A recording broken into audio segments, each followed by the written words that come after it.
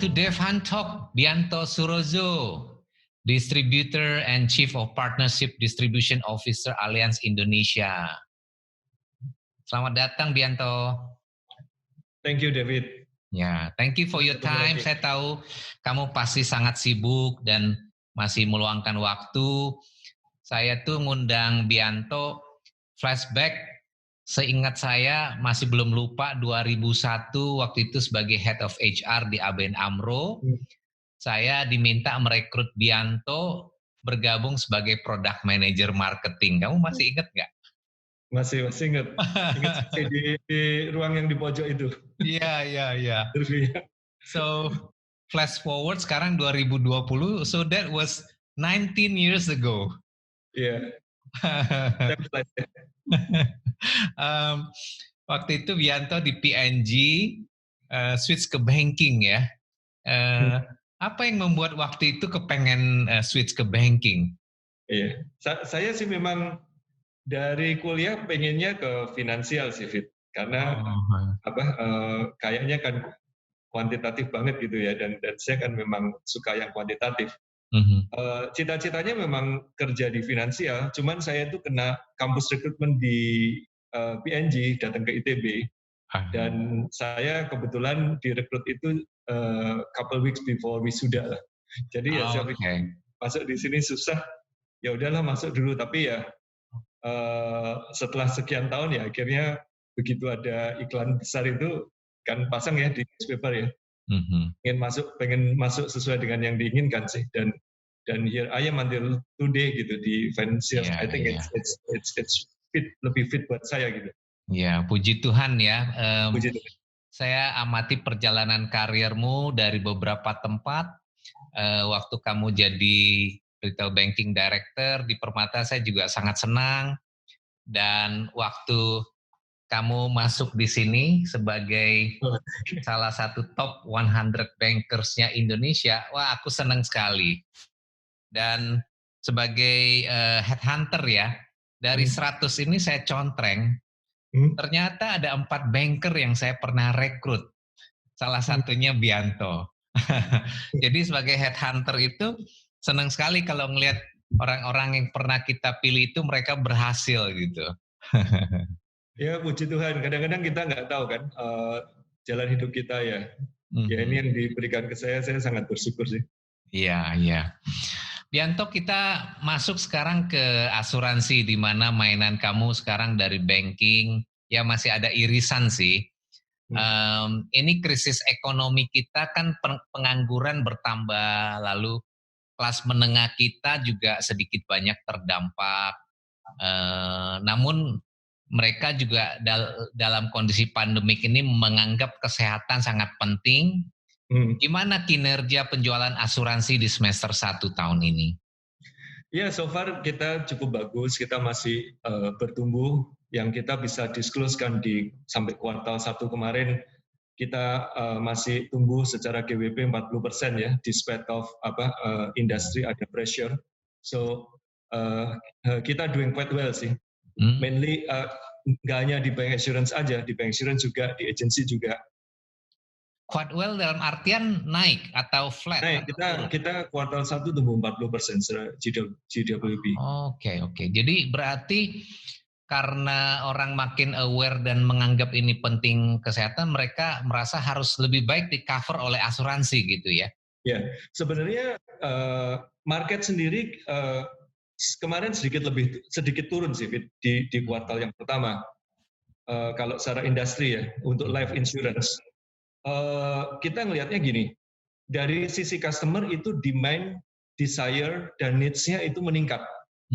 Tetapi I think on the other side juga terimpact dengan daya beli juga kan. Sehingga at the end of the day mungkin customer-nya lebih butuh, tapi lebih selektif juga. Nah kita itu dari Q4 kemarin, kita itu banyak keluarin many product inisiatif juga sih, yang apparently works quite well di Q1 kemarin. So itu yang kita pikir membuat customer kita lebih banyak beli ke kita gitu. Oke. Dua main channel, direct selling lewat agent sama bank assurance, berapa persentase kontribusi masing-masing? Dua itu yang dominate sih. Jadi bisnis kita di atas 90% datangnya dari dua bisnis itu. Ya, jadi Oh. agency itu sekitar 60%-an dan sisanya mostly adalah bangka. Oke. Kalau So secara acquisition cost per nasabah, lebih murah mana, lewat bank assurance atau lewat agent? Masing-masing kan ada cost-nya sendiri-sendiri kan. Tetapi sebenarnya antara dua channel ini kita grab marketnya, tipikal marketnya juga berbeda antara yang satu dengan yang lainnya sih. So kita nggak terlalu lihat dari mana yang lebih mahal, mana yang lebih murah, tapi ini capture two different markets. Sebenarnya kan kalau kita lihat di Indonesia sendiri kan kita punya 260 juta penduduk kan, lalu orang yang berasuransi masih relatif sedikit sih, penetrasi hanya sekitar 2% aja, so marketnya sih masih lumayan luas sih. Oke. So yang bank assurance sama agent secara nilai preminya bagusan mana secara nilai preminya ya? Maksudnya nilai premi dari sisi apanya? Dari sisi size penjualannya, misalnya ya kalau dari sisi size penjualannya per nasabah, apakah nilai preminya dari channel bank assurance lebih bagus daripada yang dari agent? Oh, ya kalau per nasabah lewat bank kan biasanya kita dapat customer dengan segmen ekonomi yang relatif sedikit lebih tinggi lah dibandingkan dengan agency. Ya. Jadi tiket size-nya segala juga lebih tinggi, tapi bukan sesuatu yang beda banyak banget gitu juga enggak sih. Cuman kalau yang mau top pyramidnya itu mostly kita akan dapetin mostly di bank assurance sih. Nah, dengan adanya insurtech, mungkin kamu bisa jelaskan nggak bagaimana future-nya asuransi? Ya, jadi gini sih. Mungkin sebelum masuk ke insurtech-nya sendiri, saya explain dulu yang digitalnya ya. Jadi menurut saya digital ini akan playing very important role in the future of insurance business di Indonesia.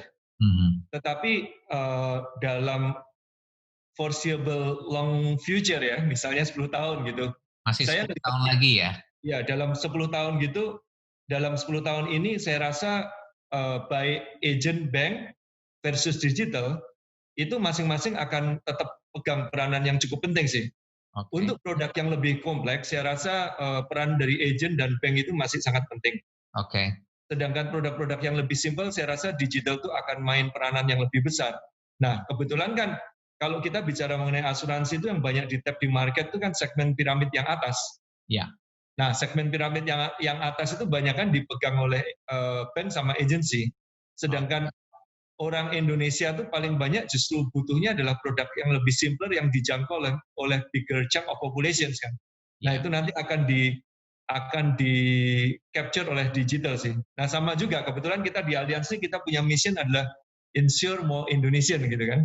Karena kita believe asuransi itu kan sebenarnya merupakan satu produk yang memberikan manfaat ekonomis yang besar. Orang kalau normal-normal income-nya steady, tiba-tiba sakit nggak bisa kerja. Kan artinya keluarganya terganggu kan. Atau income earner tidak diharapkan meninggal misalnya. Keluarga terganggu. Jadi kita pikir kalau kita bisa bring insurance to more Indonesians, itu something yang akan bagus buat Indonesia. Nah, kita ngelihatnya opportunity-nya kalau kita menangkap bigger chunk of Indonesians, harusnya dengan produk yang simpler. Nah, itu ada masuknya lewat digital. Ya. Dan lewat digital itu acquisition cost-nya jauh lebih murah ya. Kira-kira selisihnya berapa persen tuh dibandingkan lewat agent insurance? Seperti bisnis pada umumnya kan acquisition cost di digital itu memang relatif jauh lebih murah kan. Karena ya memang semuanya streamline, semuanya otomatis, jadinya lebih murah sehingga memang nantinya produk-produk sederhana akan lebih cocok dijual lewat digital gitu. Karena kalau produk yang lebih sederhana kan absolute marginnya juga juga kita mesti manage dengan angka yang cukup kecil juga kan. Oke. Dan kalau kita bicara digital, apakah nanti akan ada misalnya kolaborasi dengan marketplace pemain-pemain besar sekarang yang sudah unicorn misalnya? Iya, jadi kalau kita bicara mengenai digital itu kan ada dua aspek. Aspek yang pertama adalah aspek product delivery and technology. Aspek yang kedua adalah jangkauan kepada customer-nya. Ya. Nah, kalau aspek yang pertama itu baik perusahaan asuransi maupun insurtech itu akan mempunyai peran, gitu kan? Tetapi aspek yang kedua yang bisa menjangkau customer dalam jumlah besar itu kan adalah e-commerce atau e-service, ya kan? Kayak marketplace atau ride hailing gitu kan? Itu kan yang bisa ngejangkau masyarakat yang lebih luas gitu. Yeah. Nah, yang bagian kedua itu kalau kita mau create satu ekosistem yang bisa mengasuransikan sebanyak mungkin orang Indonesia, maka kita mesti kerjasama dengan mereka sih. Karena ini mereka ini company yang luar biasa. Baru 1 dekade customer-nya kalau di-combine udah lebih dari 100 juta. Kita di traditional financial institutions, bank, insurance, multi finance kalau digabung mungkin masih di bawah 100 juta orang kan sampai saat ini. Padahal usianya udah lebih dari 100 tahun gitu. In terms of data ya, kepemilikan data. In terms of customers ya. Ya. So data is the new goal ya. Ya, correct. Pianto, banyak sekali agen asuransi dan bank assurance di bank yang saya lihat suka menawarkan bundling produk. Jadi bundling tuh ada perlindungan jiwanya, kesehatannya, dan termasuk permanent disability, dibundling dengan misalnya ada tabungannya, apakah untuk pendidikan dan pensiun. Nah, sementara saya suka belajar juga para ahli yang ngerti asuransi atau produk asuransi sebenarnya mengatakan lebih baik dipisah. Jadi kita beli yang perlindungan saja, lalu kalau kita mau berinvestasi atau menabung untuk pendidikan atau pensiun juga dipisah. Nah ini cuma saya lihat mayoritas produk di market itu mereka sukanya dibundling. Kenapa itu? Apakah karena mungkin komisinya lebih menggiurkan, apa gimana gitu? Iya, sebenarnya gini, Fit. Produk-produk yang dijual dengan unsur investasi sekaligus proteksi itu akan memberikan keuntungan yang besar sih buat pemegang polisi. Karena produk-produk tersebut memang udah didesain dengan kebutuhan tertentu kan. Misalnya nih aku ambil contoh ya, ada produk dengan asuransi dasar kesehatan di mana pembayaran preminya menggunakan porsi investasi dari unit link. Memang didesain buat kesehatan. Ada lagi yang didesain untuk passing legacy. Misalnya produk yang didesain 10 tahun akan dapat value sebesar katakanlah 100 juta gitu ya. Dan di tengah-tengah kalau misalnya ada risiko kematian, ya berarti di cover 100 juta sehingga legacy plan-nya akan tetap. Atau kalau sakit juga ada certain coverage sehingga legacy plan itu tetap bisa dijaga. Misalnya kayak gitu. Nah, hal-hal semacam ini itu kalau perorangan akan sangat sulit mengkonstruk seperti yang dituliskan di buku tersebut, nggak mudah ngelakuinnya karena technically ini kan perlu skill baik aktuaria maupun investment yang cukup tinggi kan. Dan kalaupun misalnya bisa ya, itu pun juga nggak ada skillnya kan. Kalau kita mau building aset yang matching dengan kebutuhan kita kan nggak bisa cuman dalam konteks 100 juta atau even sampai 1 billion, 2 billion kan nggak bisa dilakukan dengan mudah. So sebenarnya di situ sih perannya kita sebagai perusahaan asuransi, justru customer itu akan mendapatkan added value di situ. Dan sebenarnya sekarang ini customer kan sangat dimudahkan karena produknya sendiri kan juga bermacam-macam ya. Misalnya kayak kita di Allianz gitu, variasinya sangat bermacam-macam, bisa dicocokin dengan kebutuhannya masing-masing. Tinggal si customer-nya ngobrol-ngobrol dengan agentnya atau dengan banknya, cocokin kebutuhannya, maka dia bisa dapat yang pas sih. Instead of harus berusaha merangkai sendiri. Ini sih sebenarnya kalau saya lihat sih kayak ini, kalau kita beli steak di restoran nih, kokinya jago gitu kan. Kenapa kita nggak beli daging sendiri dengan beli bumbu sendiri dan kita bikin sendiri kan beda kan? bisa kematangan, bisa kurang matang, kebanyakan bumbu dan sebagainya. Ya ini pertama yang menurut saya. Tapi di luar itu yang sedikit tidak teknis juga ada alasan tambahan juga. Kalau orang yang beli asuransi seperti ini, terutama regular premium ya, itu juga di sisi lain akan sangat membantu dalam hal maksa orang untuk pisahin uangnya untuk sesuatu yang produktif kan. Kan dari orang-orang yang saya kenal kebanyakan kalau ada cash nganggur itu bisa jadi tas, jam, aksesoris mobil dan sebagainya gitu loh. jadi two ways memang dari produknya sendiri akan ngasih added value yang besar. Kalau milihnya bisa pas. Yang kedua masalah disiplin dalam sisihin cash untuk future itu akan bantu juga dengan produk semacam itu. Ya, jadi manfaatnya disiplin karena setiap bulan dipotong. However, saya perhatiin agent itu kan sebenarnya kadang dia waktu penawaran tuh kasih simulasi return nih. Jadi ini return buat kalau anaknya nanti mau pendidikan. Nah, kan ada skenario konservatif, medium, dan optimis nih yang paling optimis. Kadang-kadang agent itu saya lihat terlalu semangat, terlalu mengiming-iming calon nasabah itu dengan skenario return yang optimistis. Nah, sementara saya melihat paling nggak nih rentang investasi dari saya lah ya, baru berkeluarga. Fundnya saya itu udah ngalamin sekian kali financial crisis nih, baik yang global maupun di Indonesia ya, mulai dari waktu itu krisis US, di Eropa, berkali-kali krisis. Setiap ada krisis itu terutama yang mixnya banyakkan di saham itu kena gitu ya. Nah, sementara kita tidak bisa cepat untuk bergerak kan, untuk switching kan, karena kita mainnya di fund gitu. Dan setiap kita mau switching, kita keluar kita kena fee ya kan. Sementara market tuh sangat cepat gitu.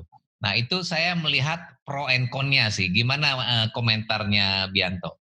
Oke. Ini ada beberapa aspek yang berbeda-beda yang mungkin saya akan jawab satu-satu ya, Fit ya. Sebenarnya kalau kita bicara mengenai asuransi yang seperti David sebutkan tadi, itu kan something yang sifatnya long term, ya kan? Kalau dari kita itu melihatnya ya ini porsi dana yang kita memang alokasikan secara long term. Dan untuk kebutuhan jangka panjang, protek kita di dalam jangka panjang, ya itu menurut saya sih kita udah nggak usah actively manage gitu.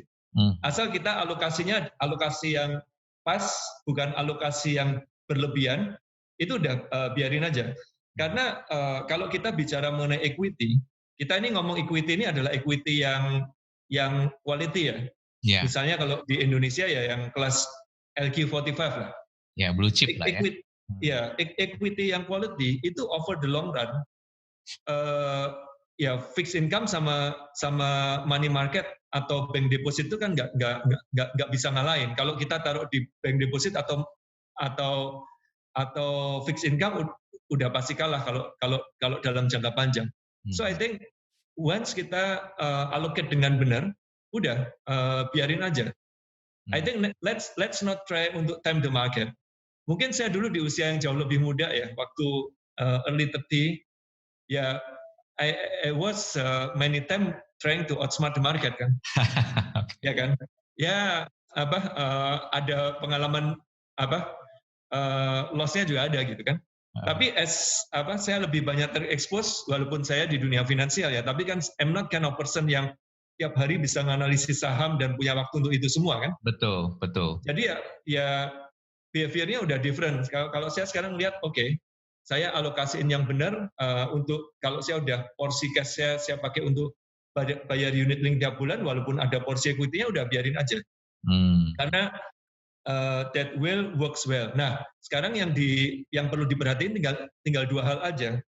Yang pertama adalah kita mesti pastiin bahwa kita itu deal dengan company yang credibility-nya bagus.